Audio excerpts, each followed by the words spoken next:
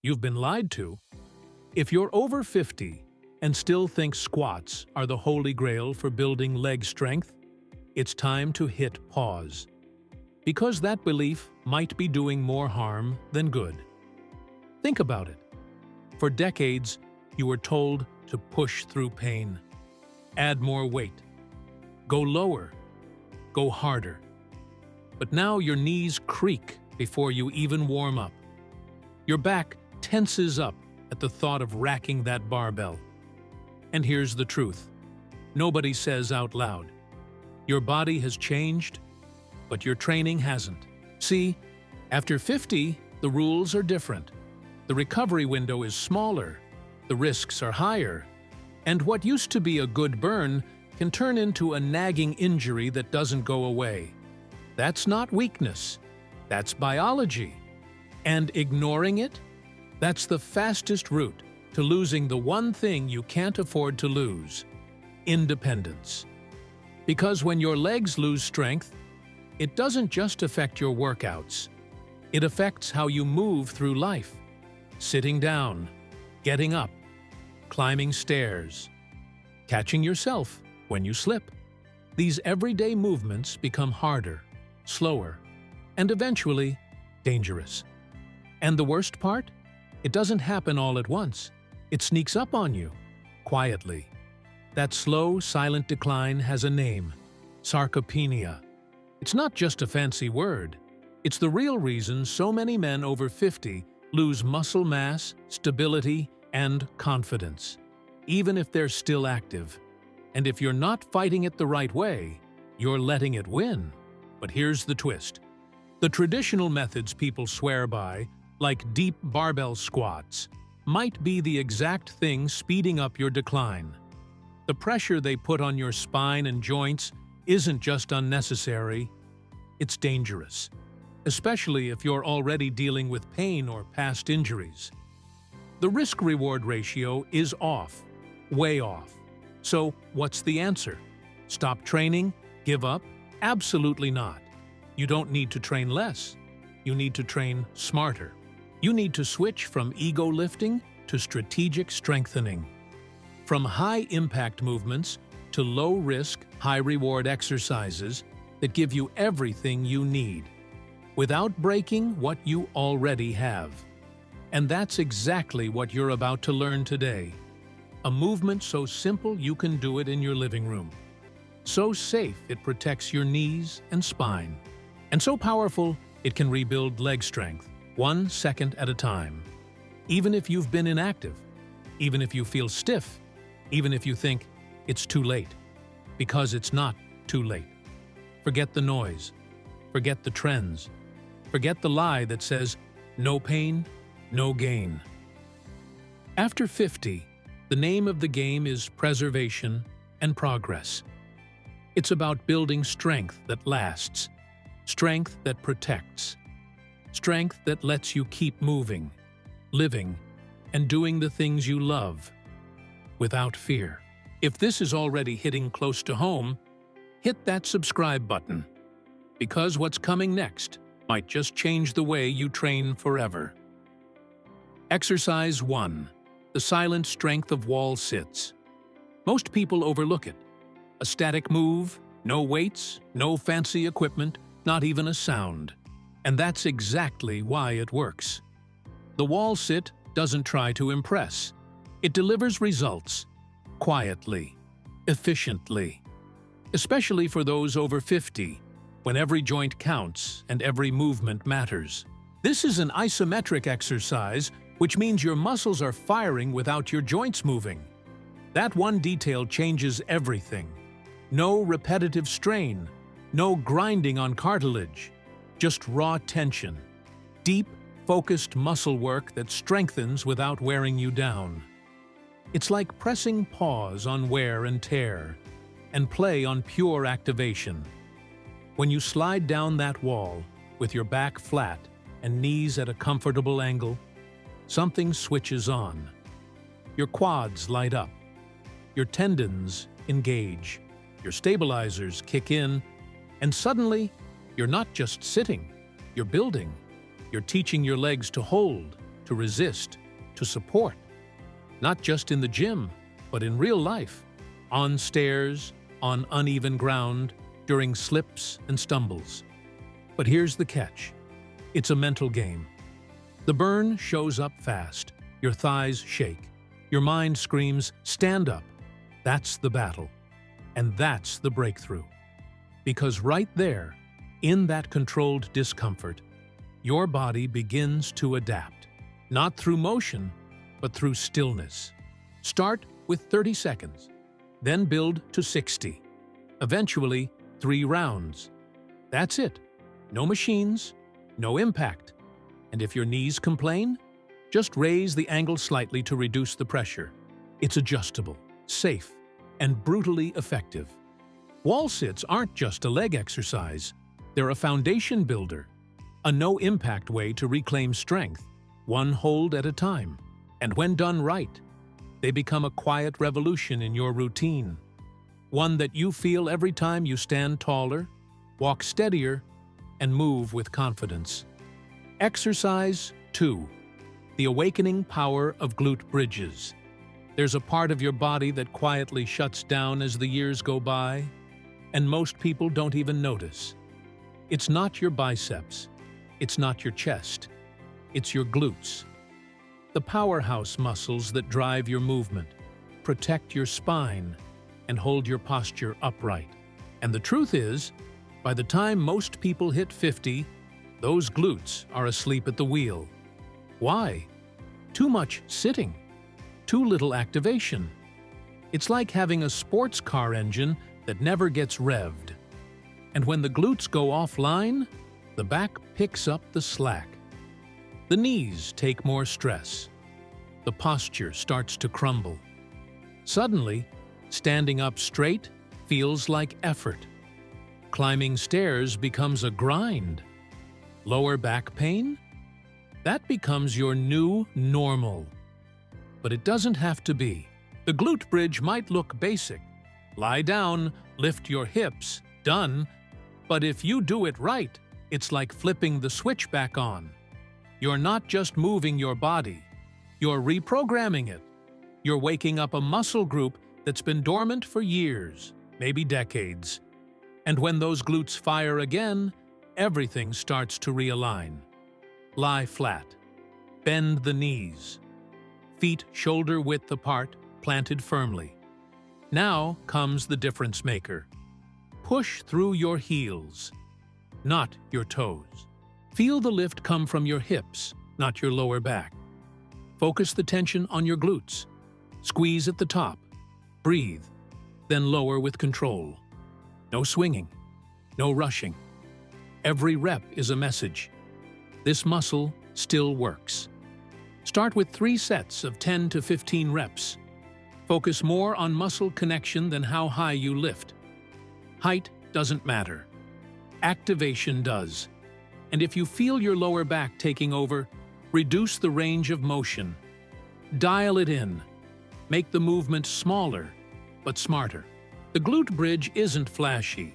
It won't get applause in a gym, but it will give you back control.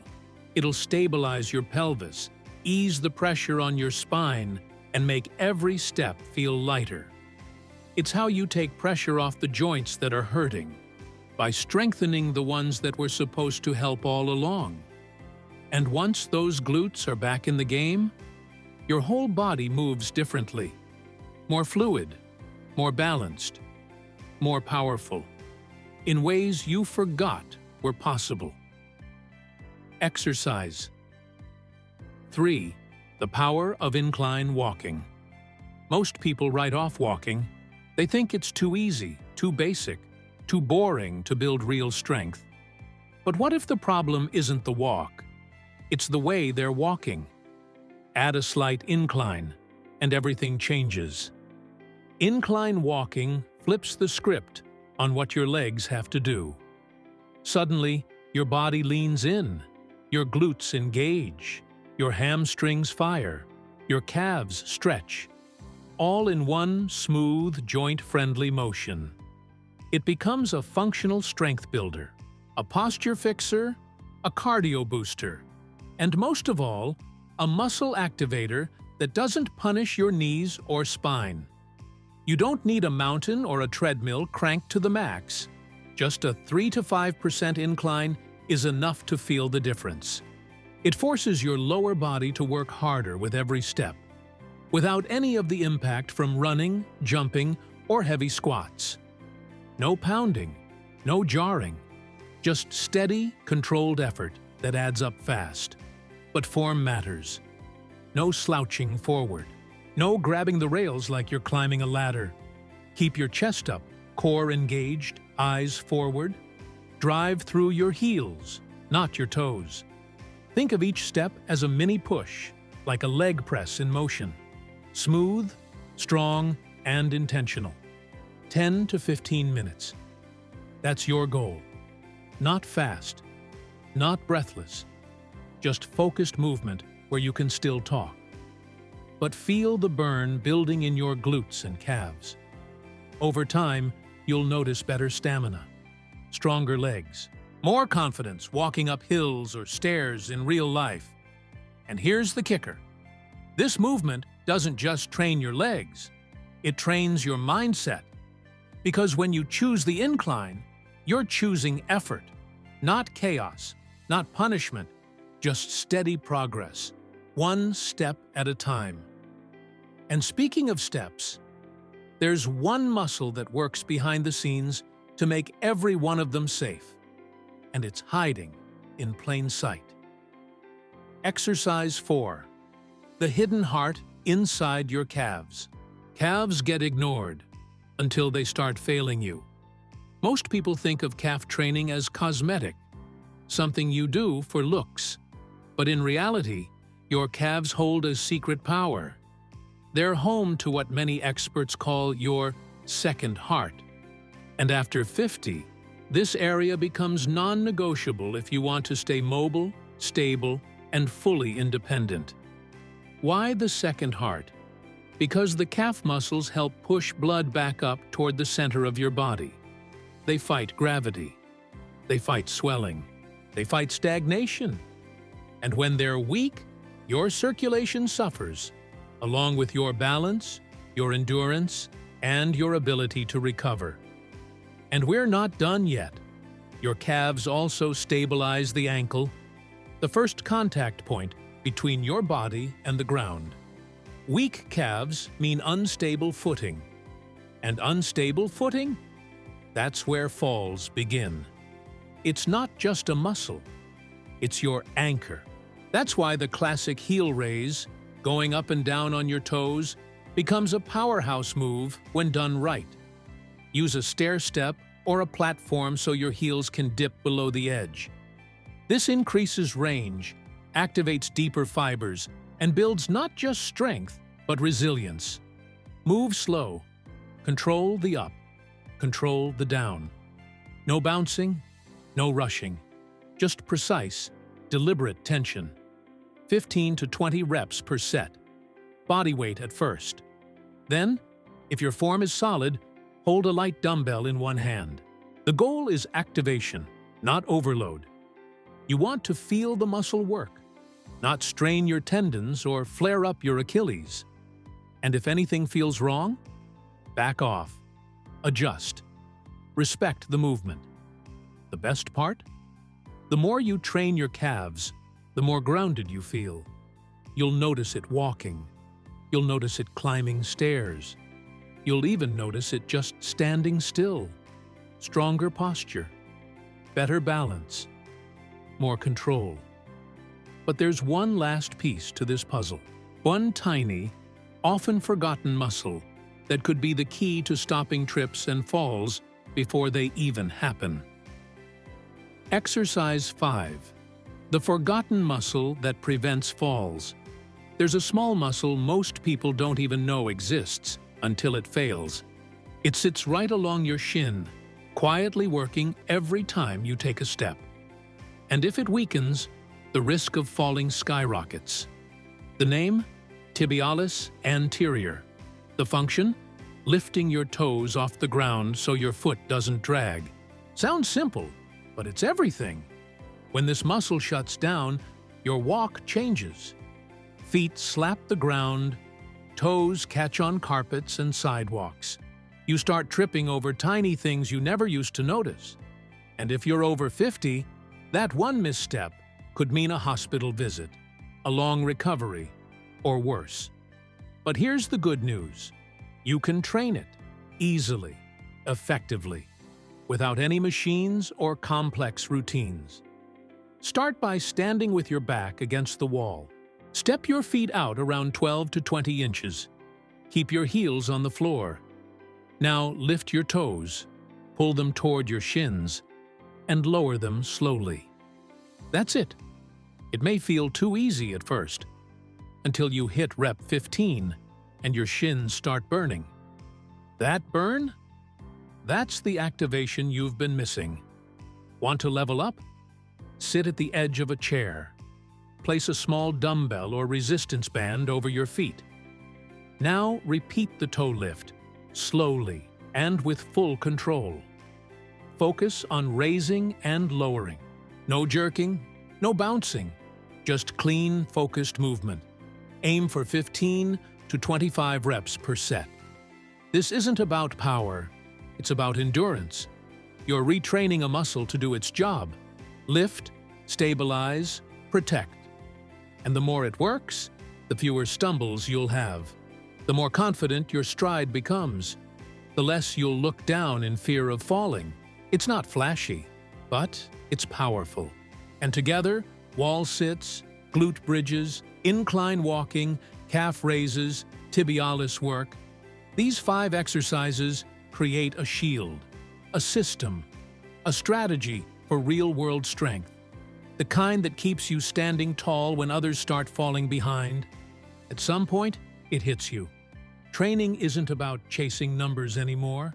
It's not about lifting more, sweating harder, or keeping up with the 20-somethings at the gym. After 50, it becomes something deeper, more powerful. It becomes about keeping your freedom, your dignity, your ability to rise from a chair without help, to walk without fear, to live without limits. And that shift? That's not weakness. That's wisdom. Because when you train smart, with exercises that protect and build, you're not just adding muscle, you're adding years of life you can actually enjoy. You're making future falls less likely. You're preserving your independence, and you're doing it one rep, one step, one hold at a time. Wall sits, glute bridges, incline walks, calf raises, tibialis activations. 5 simple moves, but together they're a complete defense system against decline, against frailty, against the lie that says it's too late, because it's not. Your body still responds. You just need to speak its language with the right stimulus, the right strategy, and the respect it deserves. Forget what the old-school mindset told you. You don't need to break yourself down to build yourself up. You don't need to squat until your knees scream or deadlift until your spine gives out. You need consistency, precision, intention.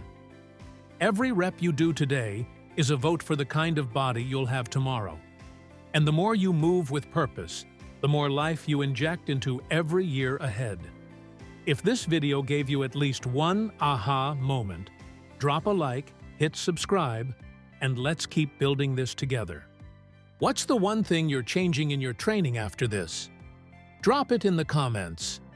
Your story might be the spark someone else needs to start their own.